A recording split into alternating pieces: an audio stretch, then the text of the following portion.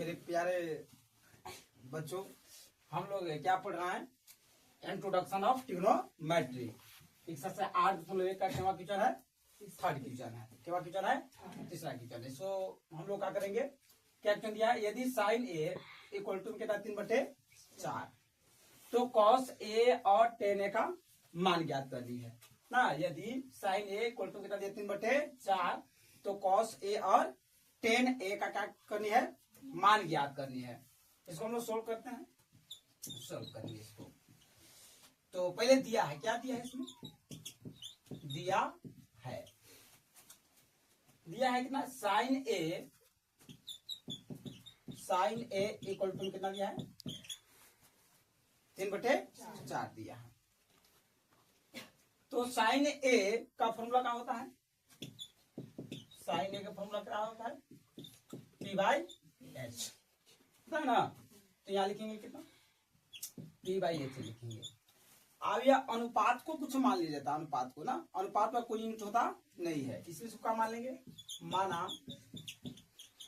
माना कि अनुपात क्या है? X है। माना का अनुपात क्या है? X, से मान लेंगे X। तो हमारे यहाँ पे देखेंगे तो P का मान कितना है? 3 है ना। तो इसे कितना मान लेंगे?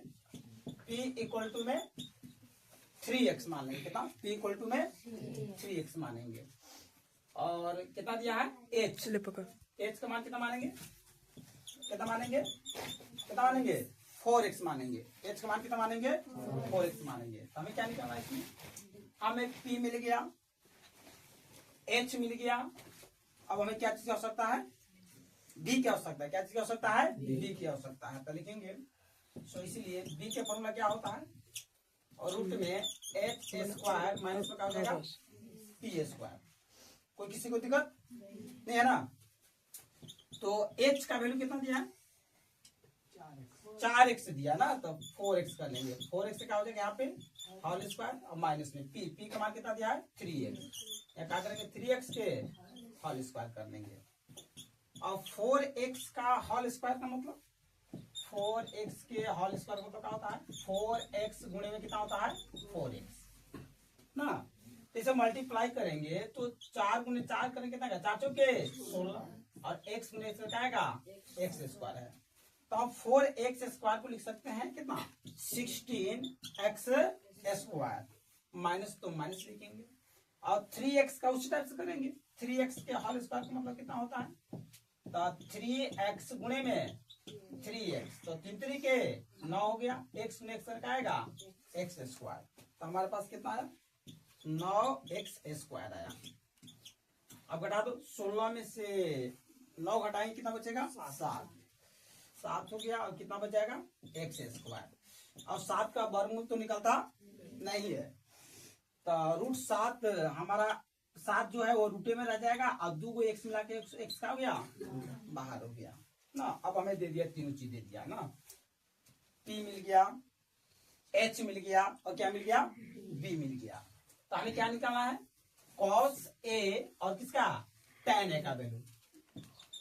तो निकालते हैं cos a। cos a का फॉर्मूला क्या होता है?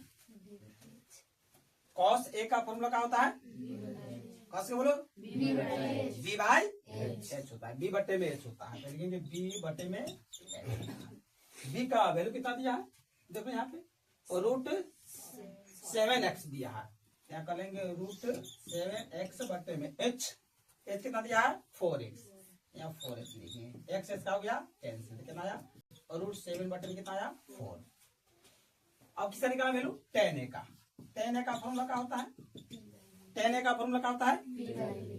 P/B होता है। यहाँ लिखेंगे P/B होता है। तो P का वैल्यू कितना है? P का वैल्यू देखते हैं हम लोग। P का वैल्यू कितना है? 3x है। तो P का वैल्यू यहाँ पे कितना लिखेंगे? 3x। और B का वैल्यू कितना आया है? रूट में 7x है। तो रूट में क्या लिखेंगे? 7x। x हो गया कैंसिल। तो हमारे पास कितना आया? 3 रूट कितना हो गया? 7 हो गया।